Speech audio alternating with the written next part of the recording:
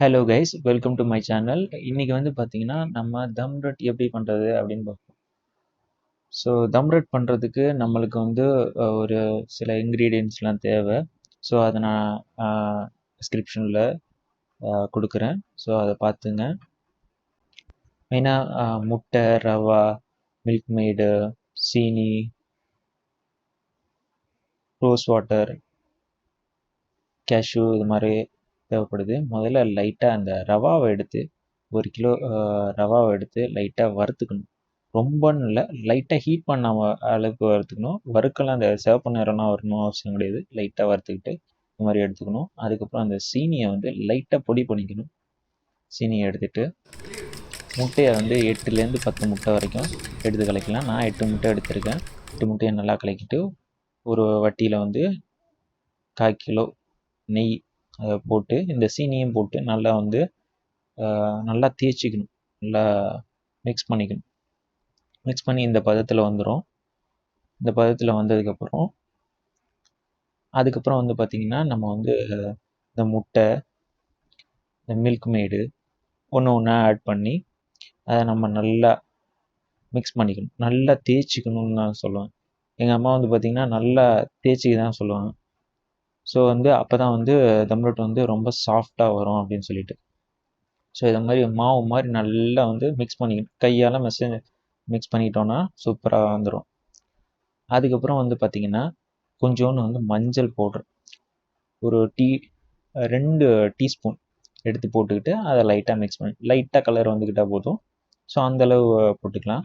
அதுக்கப்புறம் பார்த்திங்கன்னா கொஞ்சோன்னு ஒரு 10 ml பன்னீர் இதில் ஆட் பண்ணிக்கணும். அதுக்கு முன்னாடி வந்து பார்த்திங்கன்னா கொஞ்சோன்னு வந்து பால் ஆட் பண்ணிக்கணும். அதாவது 1/2 லிட்டர் பாலை நல்ல சுண்டை காய்ச்சி ஆட் பண்ணிக்கணும். இதில் வந்து கொஞ்சோன்னு நினச்ச தண்ணியில் நினச்சி காஞ்ச திராட்சை, கொஞ்சோன்னு முந்திரி வந்து நல்லா வெட்டி போட்டுக்கணும். பால் அதுக்கப்புறம் கொஞ்சம் ஆட் பண்ணிங்க. ஸோ சுண்டை காய்ச்சின பால் 1/2 லிட்டர் பாலை சுண்டை காய்ச்சி அதில் வந்து ஆட் பண்ணி நல்லா வந்து மிக்ஸ் பண்ணிக்கணும். மிக்ஸ் பண்ணிட்டோன்னா நம்ம ஆல்மோஸ்ட் ரெடி. இதுக்கப்புறம் வந்து நம்ம அடுப்பு வச்சு அதை பேக் பண்ணி எடுக்க வேண்டியது தான். ஸோ இந்த பதத்தில் வந்துடும்.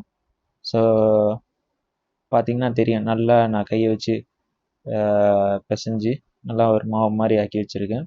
இப்போ பன்னீர் கடைசியாக வந்து பார்த்திங்கன்னா பன்னீர் 10 ml பன்னீரை வந்து இதில் ஆட் பண்ணிக்கிறேன்.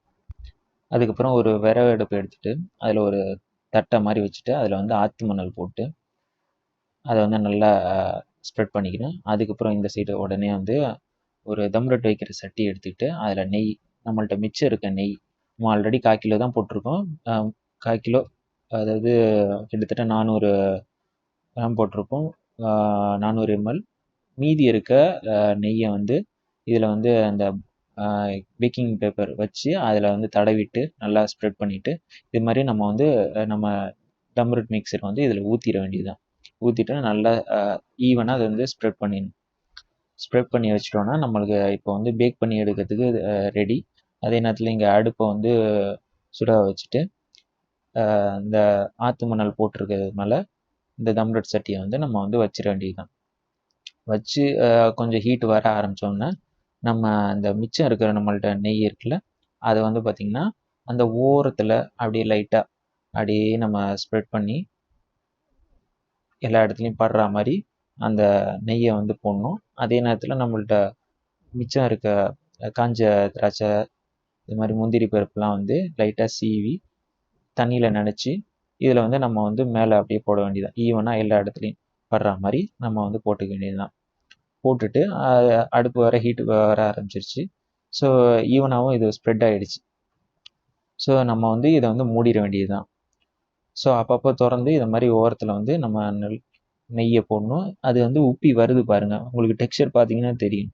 ஸோ நம்ம வந்து அந்த பட்டர் பேப்பருக்கு மேலே வரைக்கும் வந்து இது உப்பி வரும். ஸோ அப்பப்போ எடுத்து நம்ம பார்த்துக்கணும்.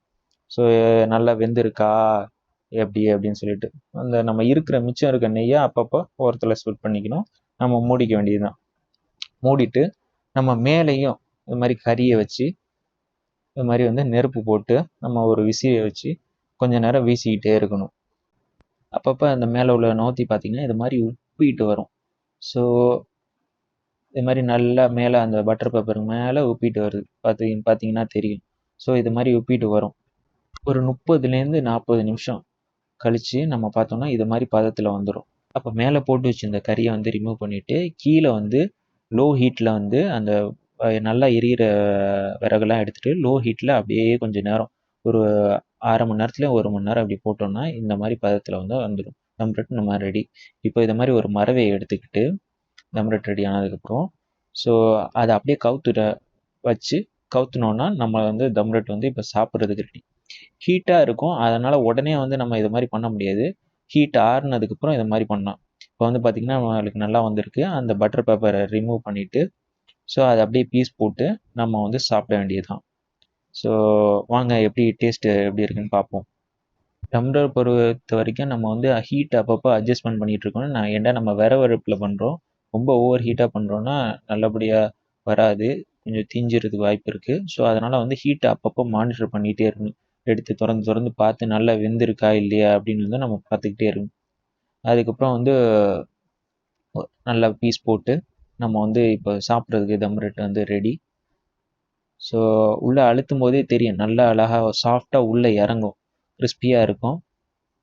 ஸோ பீஸ் போட்டு நம்ம சாப்பிட வேண்டியது தான் பாக்கி.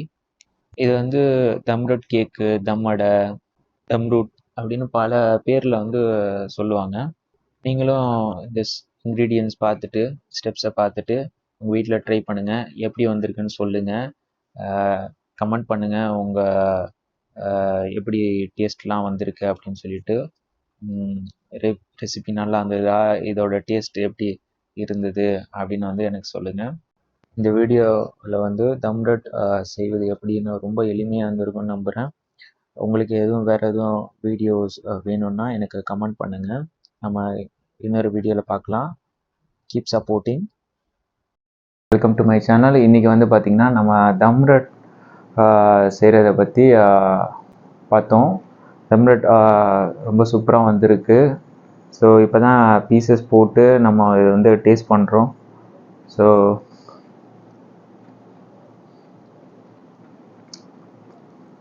ரொம்பவே கிறிஸ்பியாக எம்மியாக இருக்குது. ரொம்ப அட்டகாசமாக இருக்குது, தமிழில் சொல்லலாம். நான் அதோட ரெசிபீஸ் ஃபுல் டீட்டெயில்ஸ் எப்படி பண்ணுறதுன்னு வந்து வீடியோவில் கொடுத்துருக்கேன். பாருங்கள், பார்த்து என்ஜாய் பண்ணுங்கள். நம்ம இன்னொரு வீடியோவில் பார்க்கலாம். தேங்க்யூ ஸோ மச் ஃபார் வாட்சிங் this video. This is Umar signing off. Bye bye. See you in my next video.